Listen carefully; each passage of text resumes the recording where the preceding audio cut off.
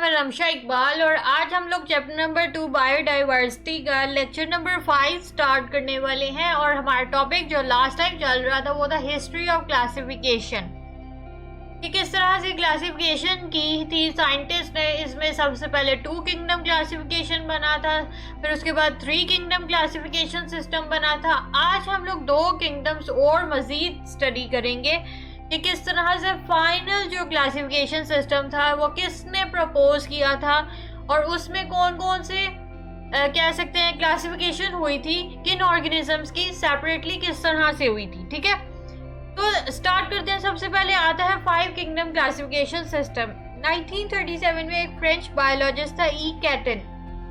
इसने क्या किया था, सबसे पहले तो ये टर्म्स जो थी प्रोकैरियोटिक और यूकैरियोटिक, प्रोकैरियोटिक और यूकैरियोटिक की सिंपल इसे टर्म्स को डिस्क्राइब किया था कि प्रोकैरियोटिक उसने कौन से ऑर्गेनिजम्स को इन्वॉल्व किया था, इसमें बैक्टीरिया वगैरह को किया था, और यूकैरियोटिक में वो किए थे जो कि प्रोटिस्टा हैं, फंजाई, एनिमल्स एंड प्लांट्स आते हैं। यानी कि प्रोकैरियोटिक वो होते हैं कि जिनके अंदर डिफाइंड न्यूक्लियस नहीं होता। मैंने ये पहले भी आपको ये एक्सप्लेन किया हुआ है कि प्रोकैरियोटिक कौन से ऑर्गेनिजम्स होते हैं जिनके अंदर डिफाइंड न्यूक्लियस नहीं होता, यानी कि उनके अंदर जेनेटिक मटेरियल ज़रूर होता है, डीएनए है, आरएनए है, जो भी है जेनेटिक मटेरियल होता है, लेकिन प्रॉपर न्यूक्लियस के अंदर नहीं होता।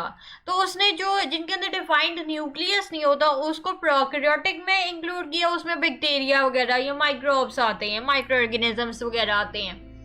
और यूकैरियोटिक में उसने इंक्लूड किया है जिसके अंदर डिफाइंड न्यूक्लियस प्रेजेंट होता है, जिसके अंदर प्रॉपर जेनेटिक मटेरियल जिसके अंदर प्रेजेंट होता है न्यूक्लियस के, वो वाले जितने ऑर्गेनिजम्स हैं उसने यूकैरियोटिक में इन्वॉल्व किए थे, जिसमें प्रोटिस्टा आते हैं, फंजाई है, एनिमल्स हैं, प्लांट्स हैं। ठीक है, अब हम बात करते हैं 5 किंगडम क्लासिफिकेशन सिस्टम की। 1969 में अमेरिकन इकोलॉजिस्ट था रॉबर्ट विटेकर। अच्छा, ये सारे साइंटिस्ट के नाम अभी तक हम लोगों ने जितने स्टडी किए हैं ये सारे, आपने इनकी डेट्स रहने दीजिएगा, लेकिन इन सारे साइंटिस्ट के नाम याद करने हैं और ये इम्पोर्टेंट एमसीक्यूज हैं। ठीक है, तो रॉबर्ट विटेकर ने क्या किया था, 5 किंगडम क्लासिफिकेशन सिस्टम इसने बनाया था, इसने इंट्रोड्यूस किया था। इस सिस्टम की क्या बेसिस थी, यानी कि ये किसकी बिना पर ये सिस्टम बनाया गया था। इसमें तो सबसे पहले ये थी बात कि इसमें सेलुलर ऑर्गेनाइजेशन की बेसिस में जो है वो क्लासिफिकेशन की गई थी, और दूसरा था न्यूट्रिशन की बेसिस में क्लासिफिकेशन की गई थी। ठीक है, सेलुलर ऑर्गेनाइजेशन यानी कि इसमें हर ऑर्गेनिज्म में कितने कितने सेल्स प्रेजेंट होते हैं उसके लिहाज से डिवीजन की गई थी ऑर्गेनिजम्स की। ठीक है, जिसमें प्रोकैरियोटिक को अलहदा किया गया, जिसमें बैक्टीरिया आ जाते हैं, आर्किया आ जाते हैं, फिर यूनिसेलुलर यूकैरियोटिक अलहदा उसने किए थे, जिसमें यूग्लिना जिस तरह के ऑर्गेनिजम्स आ जाते हैं। ये हम लोगों ने 3 किंगडम क्लासिफिकेशन सिस्टम में भी पढ़ा था। तो यूनिसेलुलर यूकैरियोटिक जो इस तरह के ऑर्गेनिजम्स है उसने प्रोटिस्टा में इंक्लूड किए थे। फिर उसके बाद मल्टी सेलुलर यूकैरियोटिक आते हैं, जिसमें प्लांट्स आ जाते हैं, एनिमल्स आ जाते हैं, फंजाई आ जाते हैं। ये सारे मल्टी सेलुलर यूकैरियोटिक है, यानी कि इनके अंदर मल्टी सेल्स प्रेजेंट होते हैं। तो इसने प्रॉपर तरीके से सारे ऑर्गेनिजम्स को क्लासीफाई किया था सेपरेटली। और दूसरी इसकी बेसिस थी, इसके सिस्टम की बेस जो थी वो थी न्यूट्रिशन की बेसिस में। आपको पता है कि या तो फोटोसिंथेसिस, आपको पता है कि ये प्लांट्स वगैरह फोटोसिंथेसिस करते हैं, एब्जॉर्प्शन आ जाती है, फंजाई जो है एब्जॉर्प्शन करते हैं, जो कि 3 किंगडम क्लासिफिकेशन में आपको पता है कि ये प्रॉब्लम आई थी कि फंजाई एडजस्ट नहीं हो पा रहा, क्योंकि वो उसका मोड ऑफ न्यूट्रिशन इस तरह से था कि वो एब्जॉर्प्शन करता था। तो इसमें उसने न्यूट्रिशन की बेसिस में इसलिए क्लासिफाई कर दिया था। और तीसरा इसमें आता है इंजेक्शन, यानी कि जो इंजेस्ट करते हैं, इसमें हम लोग आते हैं, यूकैरियोट्स आते हैं, मल्टी सेलुलर यूकैरियोट्स आते हैं, जिसमें एनिमल्स है, प्लांट्स वगैरह आते हैं। ठीक है, अब ऑर्गेनिजम्स को फिर क्लासिफाई किया गया था 5 किंगडम्स में, और 5 किंगडम्स के नाम बताए हुए हैं Monera, protista, fungi, Plantae and animalia.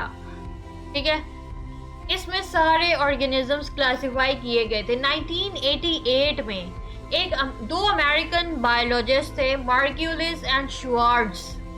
ठीक है, इन्होंने थोड़ा सा मॉडिफाई किया था 5 किंगडम क्लासिफिकेशन को, जो कि विटेकर ने प्रपोज किया था, उसी को इन्होंने जो है मॉडिफाई सिंपल किया था। उन्होंने जेनेटिक्स को भी अंदर कंसिडर किया था।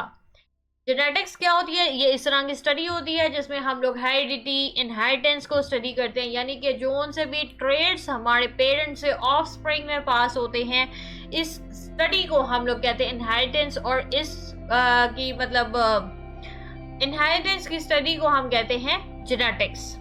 ठीक है, जिस फील्ड को कहते हैं वो है जेनेटिक्स।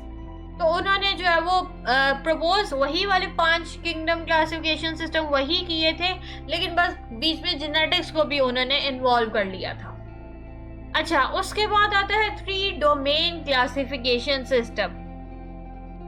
इसमें क्या था? डोमेन आपको पता है कि पहले हम लोगों ने जब लास्ट टॉपिक जो स्टडी किया था उसमें हम लोगों ने देखा था कि सारी किंगडम्स बन चुकी थी। ठीक है, और जिसमें आती है phylum, class, order, family, genus, species, ये सारी आती हैं। ठीक है, किंगडम भी आती है, और लेकिन बाद में डोमेन भी ऐड हुई थी। तो वही अब 3 डोमेन क्लासिफिकेशन सिस्टम अब हम पढ़ने लगे हैं कि 1977 में अमेरिकन माइक्रोबायोलॉजिस्ट था कार्ल वीजे। इसने क्या किया था? एक टैक्सोन ऐड और कर दिया था जो कि था डोमेन, जो उसने किंगडम से ऊपर डाल दिया था कि ये सबसे पहले डोमेन आती है फिर किंगडम आएगा। अच्छा, डोमेन को भी उसने जो है वो 3 डोमेन्स उसने क्लासिफाई की थी। इसमें आती है आर्किया, आती है बैक्टीरिया, है यूकेरिया। अब ये सिर्फ 3 डोमेन्स हैं जिसमें पूरी वर्ल्ड की जितने भी ऑर्गेनिजम्स आते हैं वो इन 3 डोमेन्स के अंडर क्लासिफाई किए जाते हैं। ठीक है, जिसमें हमारे पास जो प्रोकैरियोट्स हैं उनकी डिवीजन की जाती है 2 डोमेन्स में, जिसमें आर्किया और बैक्टीरिया आता है। और जिसमें यूकैरियोट्स की बात करें तो यूकैरियोट्स को सिंगल डोमेन के अंदर ही ऐड किया जाता है जिसमें यूकैरिया आता है। इस क्लासिफिकेशन की बेस का क्या था? ये क्लासिफिकेशन क्यों की गई थी? वो ये था सिंपल, इसमें आर्किया और बैक्टीरिया को भी सेपरेटली क्लासिफाई किया जाए। ठीक है, आर्किया और बैक्टीरिया ये दोनों जो है वो सिंगल सेल्ड प्रोकैरियोटिक ऑर्गेनिजम्स होते हैं, यानी कि दोनों के अंदर सिंगल सेल ही प्रेजेंट होता है, लेकिन इनको सेपरेटली इसलिए किया गया था क्योंकि इनके अंदर कुछ स्ट्रक्चर्स डिफरेंट थे, इनके जिससे कह सकते हैं एंजाइम्स वगैरह या कुछ प्रोसेसेस जो होते थे वो डिफरेंट होते थे। इसके अलावा ये है बैक्टीरिया के हर जगह बैक्टीरिया प्रेजेंट होते हैं, लेकिन आर्किया जो होते हैं ये वाले ऑर्गेनिज्म सिर्फ एक्सट्रीम एनवायरनमेंट्स में प्रेजेंट होते हैं। तो इसी वजह से फिर उन्होंने प्रोकैरियोट्स को भी 2 डोमेन्स में क्लासिफाई कर दिया था, जिसमें अलहदा से आर्किया और अलहदा से बैक्टीरिया आता है। ठीक है, इन 3 डोमेन क्लासिफिकेशन सिस्टम का सिर्फ यही पर्पस था कि इन दोनों को भी सेपरेटली क्लासिफाई किया जाए।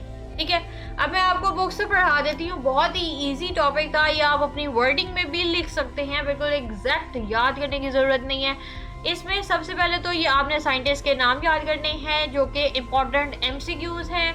इस सिस्टम के 5 किंगडम क्लासिफिकेशन सिस्टम की बेसिस क्या थी? ये दोनों पॉइंट्स इम्पोर्टेंट शॉर्ट क्वेश्चन है।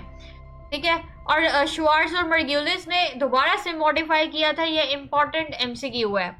ठीक है, 3 डोमेन क्लासिफिकेशन सिस्टम में भी आपने इनके साइंटिस्ट के नाम याद करने हैं, किस तरह से सेपरेट किया गया था, क्या इसकी बेसिस थी इस क्लासिफिकेशन की, सिंपल आर्किया और बैक्टीरिया को सेपरेट किया जाए।